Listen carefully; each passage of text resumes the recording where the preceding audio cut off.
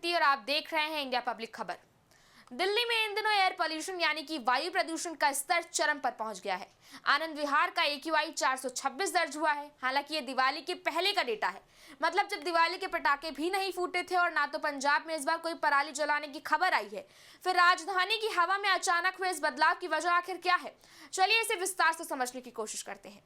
दिवाली के काफी पहले से ही दिल्ली एक बार फिर गैस चैम्बर बन गई है। हवा में घुला जहर इतना बढ़ गया है कि राजधानी का हर दूसरा इलाका बेहद खराब से लेकर गंभीर श्रेणी तक पहुंच चुका है। दिल्ली के पश्चिमी और उत्तरी हिस्सों में प्रदूषण का स्तर और ज्यादा बढ़ा है।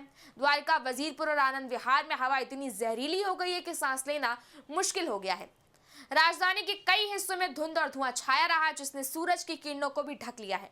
राजधानी के 38 मॉनिटरिंग स्टेशनों में से 9 ने बेहद खराब श्रेणी दर्ज की, जिनमें से अब भी कई गंभीर स्तर की ओर बढ़ रहे हैं। राजधानी की हवा में अचानक हुए इस बदलाव ने हर किसी को चिंता में डाल दिया है।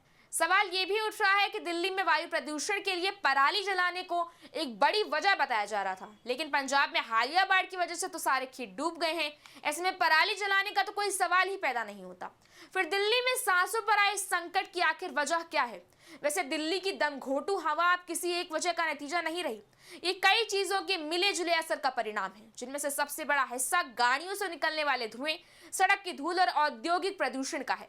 दिल्ली में दिवाली से ठीक पहले हवा की गुणवत्ता हमेशा बिगड़ती रही है, लेकिन इस बार ये गिरावट पहले ही आ गई। धनतेरस के दिन यानी 18 अक्टूबर को राजधानी में प्रदूषण के स्तर ने रिकॉर्ड तोड़ दिए थे। PM 2.5 और PM 10 दोनों ही मानक सीमा से कई गुना ऊपर दर्ज हुए, जो न केवल राष्ट्रीय बल्कि अंतर्राष्ट्रीय सुरक्षा मानकों को भी पार कर गए। IMD ने आने वाली दिनों में सुबह कोहरे और दिन में साफ आसमान का पूर्वानुमान दिया है। तापमान 19 से 33 डिग्री सेल्सियस के बीच रहेगा, यानी हवा में मौजूद प्रदूषक कणों को फैलने का मौका नहीं मिलेगा।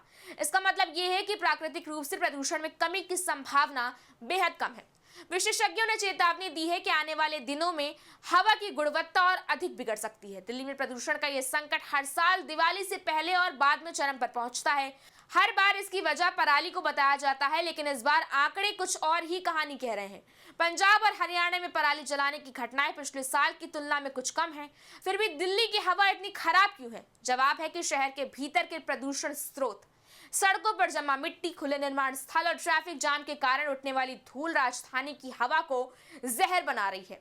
फिलहाल सरकार ने इस संकट से निपटने के लिए अब एक बीजिंग स्टाइल एक्शन प्लान पर काम शुरू किया है, जिसका लक्ष्य अगले 5 साल में दिल्ली NCR के प्रदूषण स्तर को 50% तक घटाना है।